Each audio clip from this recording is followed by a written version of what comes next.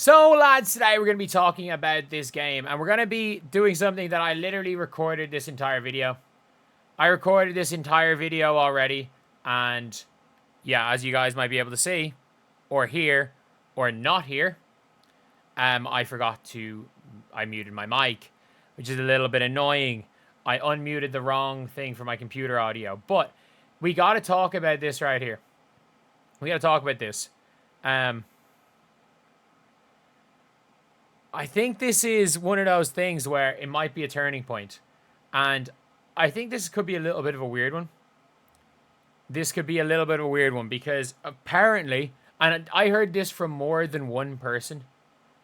There were a lot of people in my chat saying that there are people at the game saying this. Somebody literally said they were at the game. And again, I'm talking about this. I'm talking about this as if it is a fact.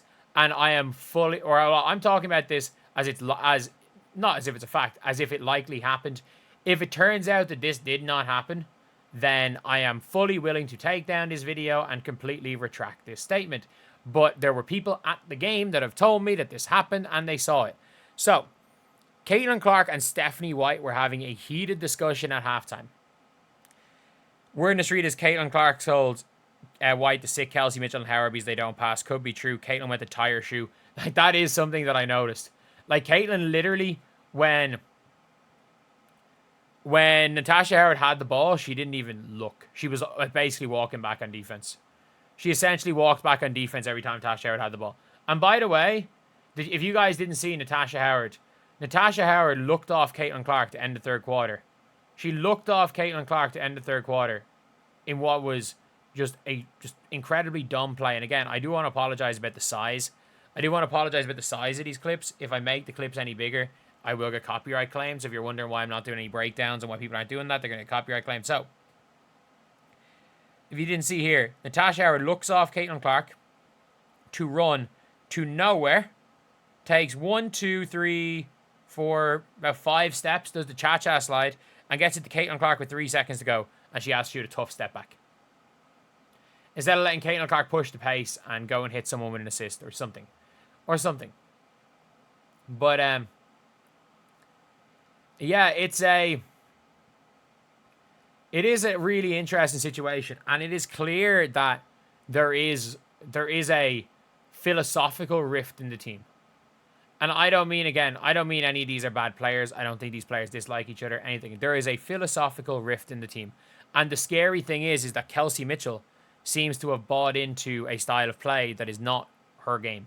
And if you guys agree, subscribe. We are trying to hit 53. If we can hit somehow hit 53.3k by the end of the day, I can't believe we have 53.2k. I'm actually in shock. I didn't think we were going to hit that.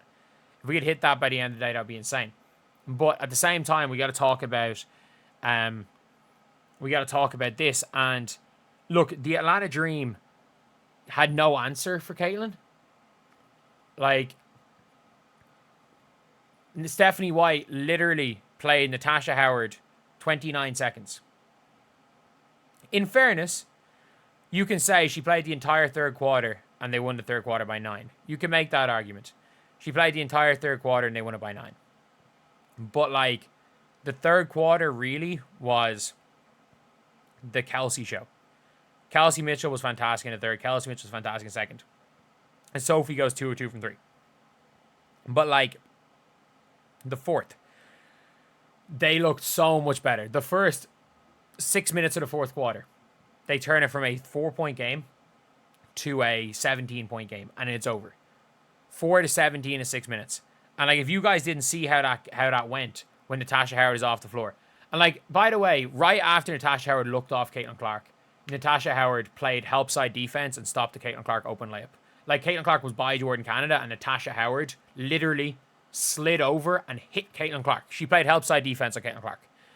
But Caitlin Clark and one, she makes the free throw. Breanna hits a shot. Caitlin Clark misses a layup, but gets blocked. Out of bounds play, Aaliyah Boston scores. Natasha Howard, or Ryan Howard misses. Sophie Cunningham gets a rebound. Caitlin Clark misses a layup, gets blocked again by Breanna.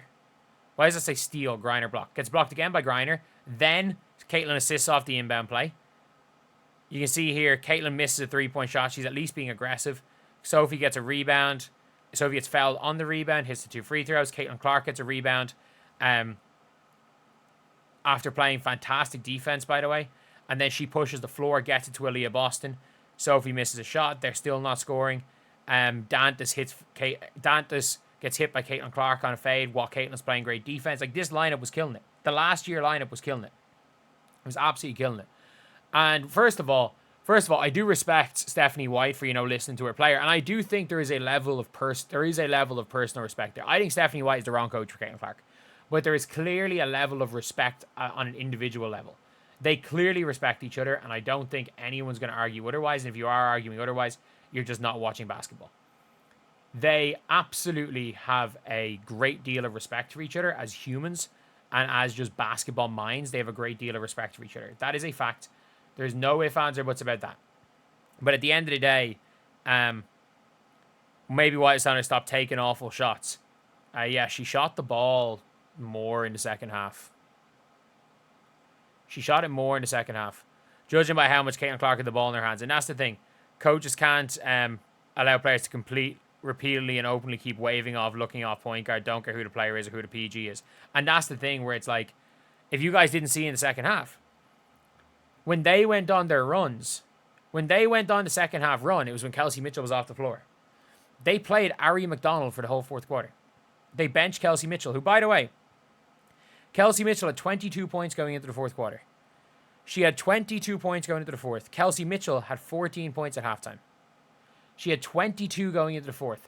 And in fairness, I got to give credit where credit's due. Kelsey Mitchell was keeping them in during the accidental basketball phase. I call it the accidental basketball phase because it was calamity. It was a blooper reel. The ball was hitting 17 people's hands and was just dropping to her for layups. It was just dropping to her for layups. She was going dribble, step back, and foot on the line, long twos. Like, they were going in. She was hitting shots. But, like, the problem is that this version of Kelsey Mitchell is not replicable. Kelsey Mitchell being a tough shot maker is not replicable. She hit him today, and it's not going to win you games as a team. It might win you. Tough shot making wins you games when the system fails. And the system being reliant on tough shot making is the Stephanie White system, which I think Kelsey Mitchell's bought into. I think Kelsey Mitchell is happier being a tough shot maker than being Klay Thompson. I think she's happier being Jamal Crawford than Klay Thompson. And I think Kelsey Mitchell, you know what? Unbelievable Indiana Fever. Unbelievable Indiana Fever. One of the greatest players in the history of the franchise. Obviously not to Tamika Catchings level, but an unbelievable Fever. I think for her own sake, just go. Like, if nothing changes for Kelsey Mitchell, just go. And that's fine. That's fine. And at least Stephanie White realized to stop playing Natasha Howard. But we saw it. Caitlin was able to be aggressive. Caitlin was able to play her game. They didn't play fast in the first half. It was literally it was accidental basketball, and they were hitting tough shots.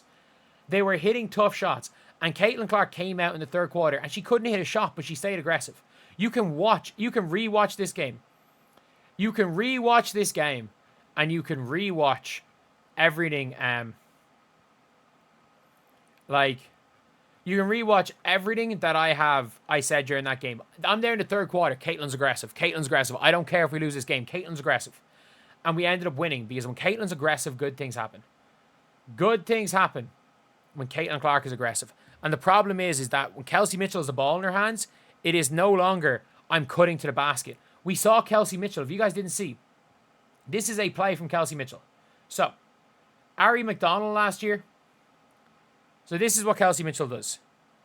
So, Ari McDonald has the ball here on the corner. And if this was last year, Kelsey Mitchell, if this is Caitlin Clark, Kelsey Mitchell sprints to the basket and Caitlin Clark throws the ball here and it's a layup. But this is what Kelsey Mitchell does. Last year, she sprints to the basket. This year, she walks off the floor. Like, Kelsey Mitchell's, people don't understand how much worse Kelsey Mitchell's off-the-ball movement is this year.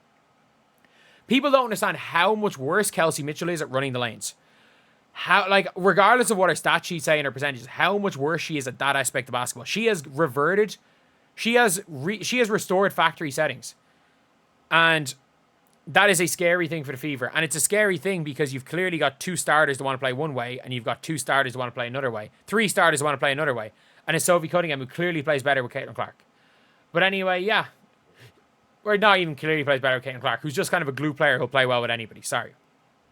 But anyway, yeah. That is the video. Hopefully, this means that they will trust Caitlin. At least trust Caitlin when she's on the floor. If you want to play Caitlin 28 minutes a game and let Kelsey and Natasha do whatever the hell they want for 12 minutes, that's fine. But when Caitlin's on the floor, Caitlin is the system.